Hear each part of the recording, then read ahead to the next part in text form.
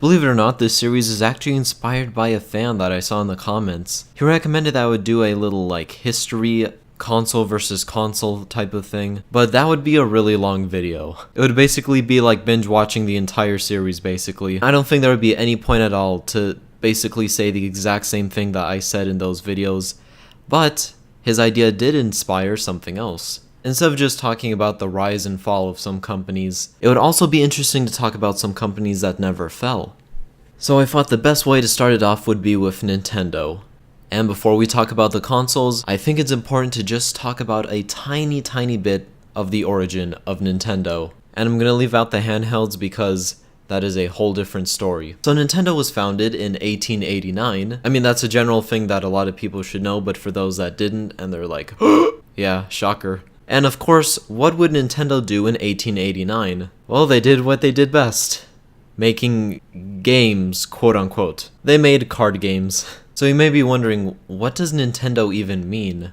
Well, it actually means leave luck to heaven, but that's just an assumption, so just saying. But in 1956, Nintendo ended their card adventures to try out other fields of business. One time Nintendo was a taxi company, but that didn't really work out. It was just really expensive. There was also a hotel, and this is probably going to shock you, but it wasn't just any ordinary hotel, it was a love hotel, and if the name is not obvious, it's basically a hotel where you fucking. Yes, Nintendo, who is dedicated to making child-friendly content, wasn't really child-friendly in the past. And it was once a TV network and a food company, I can't shit you not. Even Nintendo's main way of making money began to fail. The card business was just dropping. And then Nintendo began making toys. This was also around the time that they would meet Gunpei Yokoi and he would be working on these toys.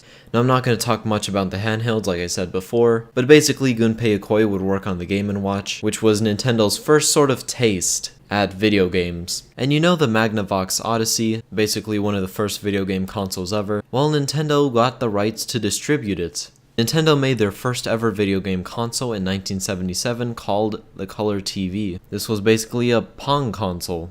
Also around this time, Nintendo hired someone that you may know called Shigeru Miyamoto. And in 1975, Nintendo moved into the arcade industry. They would make games like Donkey Kong, which of course, thanks to Miyamoto, would bring Nintendo to full success. And now let's go ahead and talk about the first official Nintendo console.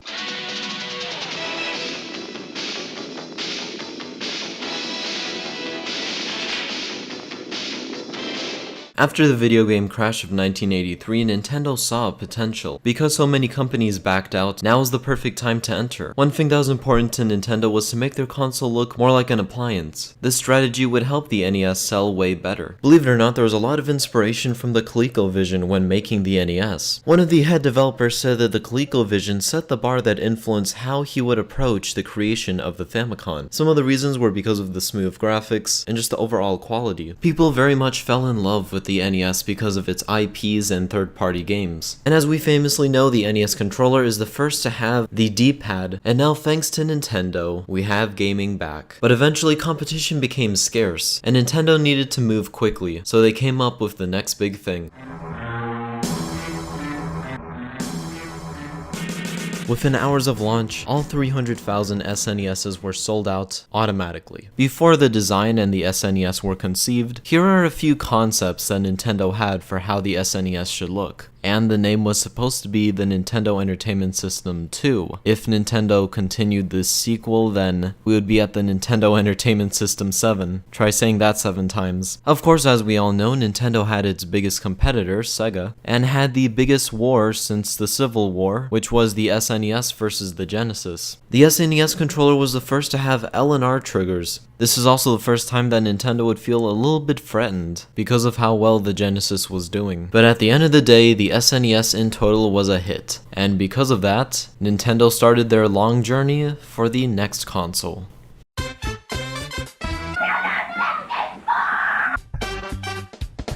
In 1994, Nintendo began to tease that something was coming. The only thing that we knew that it was going to be powerful, and that stuff was going to look good, and we only knew the project name. Ha, get it? References? The CPU used in the N64 that was developed by SGI was actually supposed to be for Sega, but when the founder of SGI went to Tom Kalinske at Sega, they actually were impressed and they liked it. But then due to some disagreements and hardware issues, Sega declined it. So then SGI went to Nintendo. So what made SGI's chip so special? Well, unlike how some processors need 2 watts to power a console, this one only needed 0.5 watts. The CPU was also way cheaper. Usually CPUs at the time would be $80 to $200, but SGI's was only $40. Of course, one thing led to another, and Ultra 64 turned into the N64. And this was the first time that Nintendo was losing, as Sony with their PlayStation that could have been Nintendo's PlayStation was now beating, and even with the N64, Nintendo would still lose to the PS1. And actually, it's pretty embarrassing to think that even when you combine the sales of the N64 and the SNES, which were both going against the PS1, they would both still lose. That's pretty sad. The N64 controller was also the first to have an analog stick, and some people didn't know how to use it, and they got blisters, which apparently Nintendo, was at fault for? I'm pretty sure a lot of you already know that though. But aside all sales, the N64 still did pretty well, and just like Nintendo's previous consoles, it became a classic. But for Nintendo's next console, they knew that things had to change.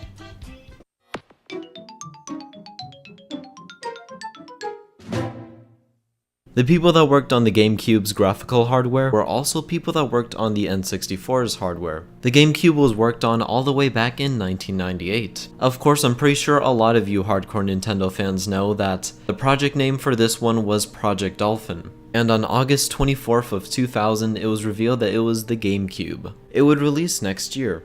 Of course, as we know, this was the PS2 Holocaust, so every console didn't really sell well. And yeah, Nintendo went from being in second place to third place now because of the Xbox. So I think a lot of people have to ask, why are the GameCube's discs so small? Why didn't they just use the normal ones? Well, there have been some theories that have come along from some fans. Some people believe it's just a precaution to prevent hacking and modding, which makes sense because you can't really get these little discs easily. But it's also because it's a little bit faster to run games. Of course, the clear downside is that the storage is going to be way smaller, and this sort of turned off third-party developers, and this is where the third-party developer bandwagon of leaving Nintendo would sort of begin. But yeah, this still was an amazing console, and this actually was my first console. So yeah, we had good times. But then Nintendo would have even better times with their next console. After Hiroshi Yamauchi retired from Nintendo, Nintendo wanted to take a different approach on their consoles. Satoru Iwata was more focused on games than power. He wanted to give a new experience to gamers. He wanted to deliver a unique, innovative way of playing, and ironically, some random guy just said, "Hey, do you like my idea?" And everyone at Nintendo seemed to approve of it, and Nintendo's next console would have motion controls. Because of how innovative this console was, and also the way that the other two companies started wasn't really good, the Wii would become very successful, selling 100 million units. It was crazy for the time how popular it was, and it was especially odd because remember that these types of games were not really available, and multiplayer was not really something you would go to Nintendo for, so Nintendo's IPs truly were the ones that shined through all of this, and almost everyone you knew had one. I guess you could say it's like seeing people with these a couple months ago. But Nintendo's next idea would not really be the same.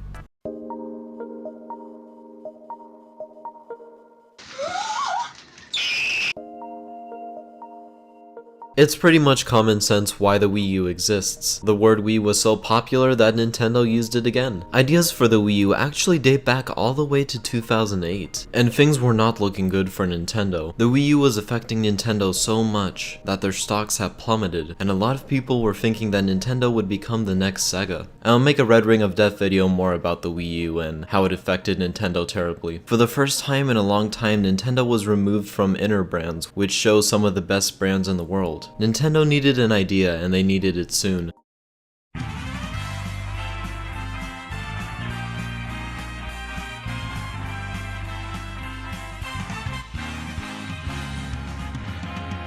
It's very rare to say after a huge loss that a company is back on its feet. We've only seen a few companies do this, like Apple and Disney, and now Nintendo can be added to one of those. It's only been 6 months since the Switch came out, and Nintendo has been doing incredible. Stocks are up, there are some people that are critical about the Switch, but overall people love it. Even though Reggie and others at Nintendo claim that the Switch is for the casual gamer, it's for everyone, I do think that it is for a select audience. It's for people that don't care about graphics, and for people that don't care about performance, they just care about the games. Nintendo still seems to be following Satoru Iwata's motive, which is not a bad motive at all, but it has angered some people, because some games won't be able to be ported on the Switch, like Battlefield 1, or a GTA game. But hey, who knows, that was a pretty subjective comment. Maybe it is possible. Please do it. To compare to the Wii U, it took 1 year for the Wii U to hit 5 million sales. For the Switch, it only took 4 months. And when I look at all the hype for the new games, and for E3 next year,